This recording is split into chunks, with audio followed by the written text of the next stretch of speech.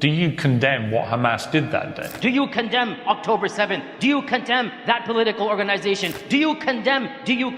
Oh Muslims, it is high time that we claim the narrative and we shift the conversation.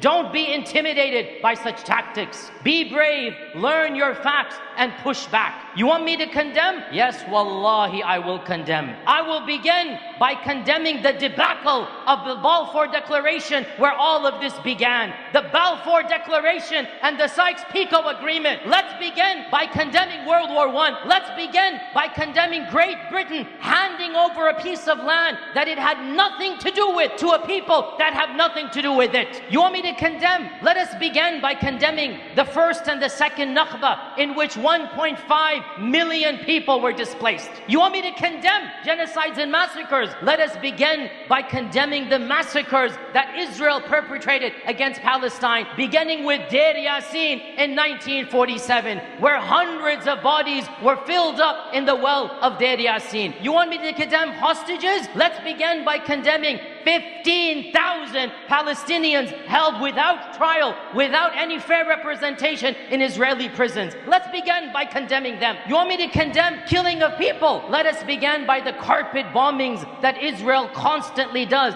for the last 25 years. And I'm going to go there today, brothers and sisters, because enough is enough. And if we're all cowered into silence, if we're all too scared to speak the truth, they're going to get away with it. But if every one of us raises our voices, if every one of us is brave enough to push back, well then insha'Allah ta'ala, we will achieve a level of social credibility. We will push back at the narrative. When too many people speak the truth, that is what is going to break down falsehood. And that's what we need to do. So let's go to the very events you want us to condemn. You want us to condemn October 7th? I have plenty to condemn even on that day. How about we begin by condemning the lies that you perpetrated about what happened on that day? Lies that went all the way from CNN, from BBC, from New York Times, from every single newspaper. Even our president lied straight to us, and he looked at the camera and he said, I saw pictures of 40 decapitated babies. I never really thought that I would see and have confirmed pictures of terrorists beheading children. Pure lies, Israeli propaganda. I will condemn, and this is my condemnation. How dare you lie to us, and you lie to the world. And because of that lie, people were enraged and thousands lost their lives. We all know it was a lie. Even the New York Times had to withdraw and retract the story. You want me to condemn? How about the condemnation of your lies of the mass rapes that you said occurred? Not a single rape has been attested to that day. I will condemn, because you're the ones who created a narrative. You're the ones who falsely construed a narrative that was then used to bomb, to kill, to maim, to rampage. You're the ones who falsely created a narrative. This October 7th did not come out of a vacuum. You want me to condemn? I will condemn 75 years of brutal occupation before October 7th. That's what I'm going to condemn. Enough is enough, brothers and sisters. Enough is enough. And what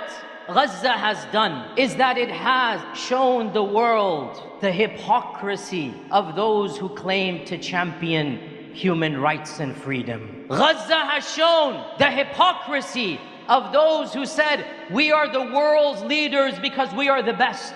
We are the world's leaders because we are for democracy. We are for human rights. We are for liberties. And what a small group of people in Gaza have done is to show the world those were blatant lies. Absolute lies. The mask of deceit has fallen and the truth has been laid bare. And the myth of the moral superiority of Western civilization has been shattered single-handedly by our brothers and sisters in Gaza. The world is changing. The tide is shifting. The narrative has now been changed. And there is no going back, oh Muslims. There's no going back. The fact of the matter, even if Gaza is in shambles, the people of Palestine have won on the global battlefield. Never in 75 years has the Palestinian cause garnered so much support. Never in 75 years has the entire globe, other than a few countries, come behind Palestine. O Muslims, remain firm, remain persevering, persist in all that you're doing, raise your voice, be an influence to your family and friends, and understand we're in this battle for the long run. And we might not see political victory immediately. We might not. But I say to you loudly and clearly, we have already won the moral victory. We have already won the moral battle. Palestine has won. The people of Gaza have won.